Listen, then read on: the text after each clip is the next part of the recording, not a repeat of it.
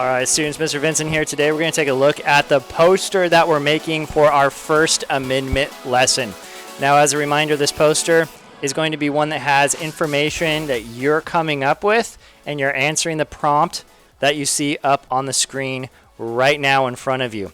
And in this particular case, the prompt has to do with having 3 examples of unprotected speech, the things that you can't do, as well as the 5 freedoms that the First Amendment grants you. I want to remind you as you're coming up with this that the First Amendment is around the government and government agencies and entities and how they react with you as individuals. It's really not saying that other people have to give you certain rights. It's the government. It's a deal between the government and you. And when you're making this poster, rely on some of the other information from the document that we already did here. Okay? We're using this great program called Adobe Spark. And Adobe Spark, you log in with your fresnou.org account, and it will give you access to this.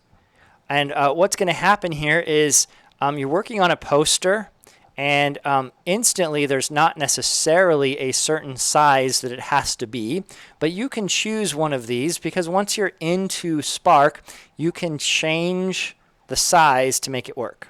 Okay? Many of you already have inside Teams somewhere like a rough draft version of this poster. You can just remake this in Spark. But once I chose a template, now I can select a size. I really want to select that size poster because that's what we're going for in this assignment. A couple things about Spark. It can take a little while to process when you click something until it actually happens. That's not just in your head. It actually takes a while. And the other thing about Spark that you need to know is that it is very flexible. At first glance, you think, I can't really do what I want to do. That's probably what Eduardo's thinking right now. But it actually can do a whole lot. And so without any further delay, let's take a look at some of these features in Spark. The first thing is here on the right is this wonderful button called Add.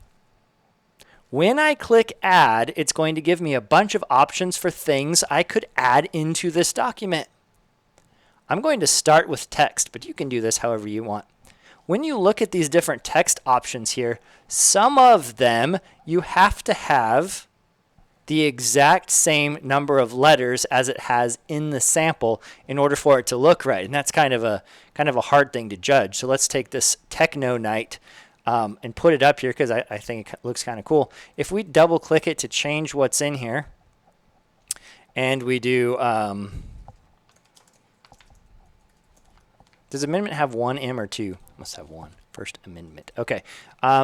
You'll see right here that what actually happens is because it's a certain number of letters, it pushed 3 characters of that font down onto the next line. And so sometimes you just have to move things around and see how it goes. You know, in this particular case, if I hold down Shift and press Enter, sometimes I can put stuff on a new line. It's just really, you know, who knows how exactly it's going to work if you choose one of the pre-done ones. But if you just click Add Type and you choose a basic generic text box that doesn't have a whole bunch of different designs in it, you can just type in it. Okay, so let's go with this one right here. You might not like the font. That's fine. But what we can actually do here is we can go in. Right here it's Yellowtail. We can change that to something that we like. Obviously, the exact font you choose is up to you. You can also change the color. You can change any effects that you have.